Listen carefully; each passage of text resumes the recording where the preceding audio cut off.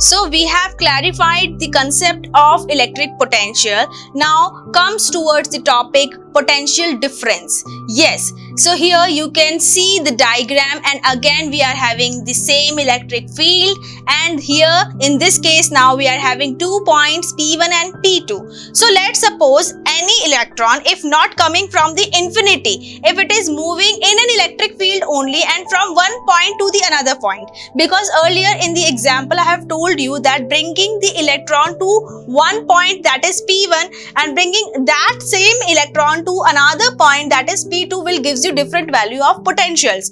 So what if the electron itself going to move from one point to another point in an electric field only? Will it have the same potential?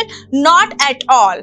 Okay, it is having different values right now. So we can make it find by subtracting these two.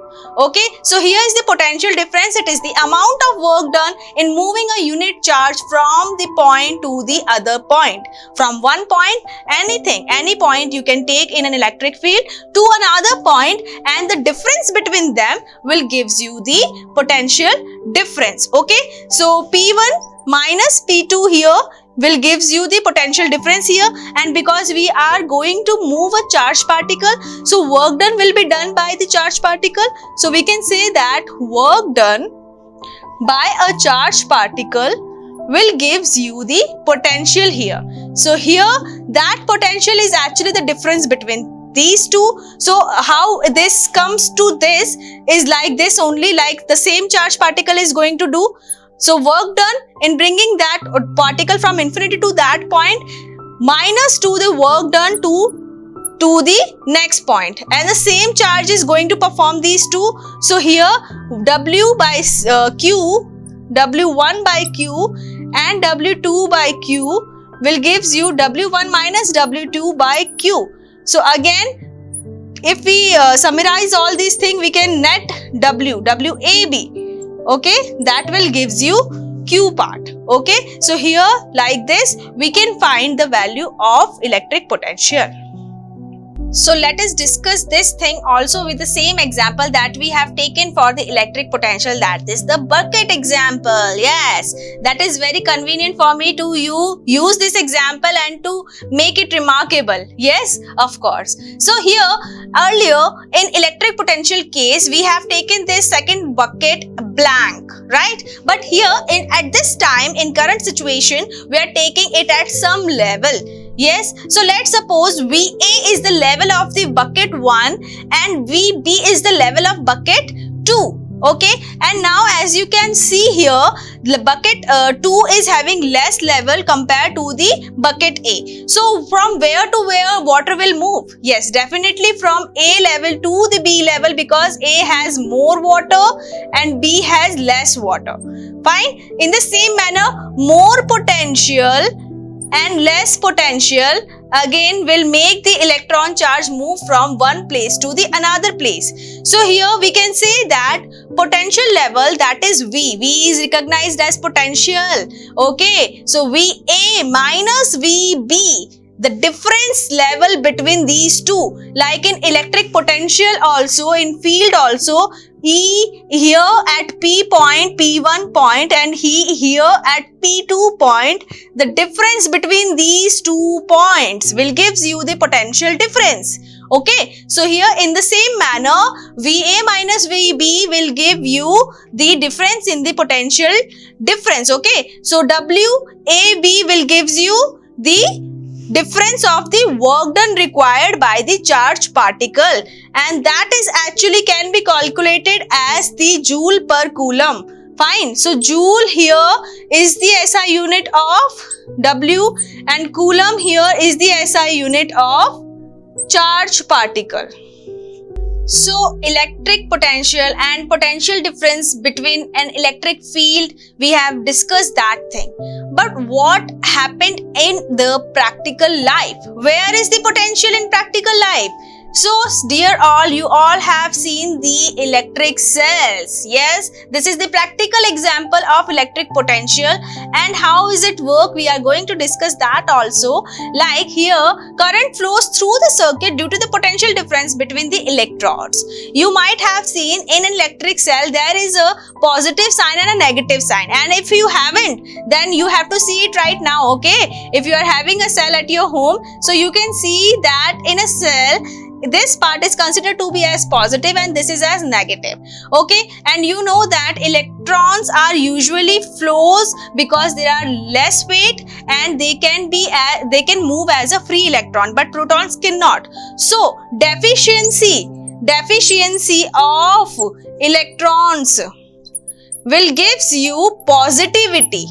Wherever you will see that electrons are less in number, so we call it as positive. Here the positive electron will not considered as a proton. Okay, this is misconception. This is not a proton, this is actually the deficiency of electrons here. And the bulk of electrons, more number of electrons will present here. So this negative terminal automatically will be set at high potential, and you know that any charged particle, if it is flowing from high potential to the low potential, will gives you the flow of electric current. That is how this cell help us to flow electric current through the wire. So now, how we can measure the electric potential?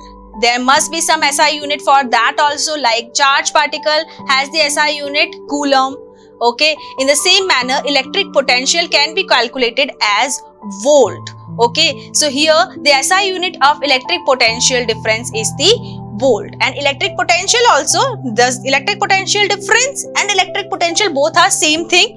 The minor difference is that one is having zero potential and some is having a bulk potential. So high potential and low potential can be calculated as electric potential difference. We are talking about this difference because students, current will only and only flow if there will certain difference. Like in earlier bucket example, I have told you water will only flow from one bucket to another if it will get less quantity or the zero quantity.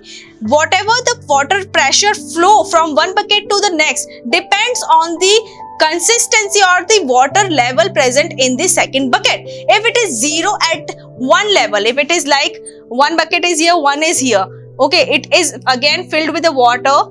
And here also in this case, if it is filled with the water, but second one is also filled at certain level, so in which case will the water flow with more pressure?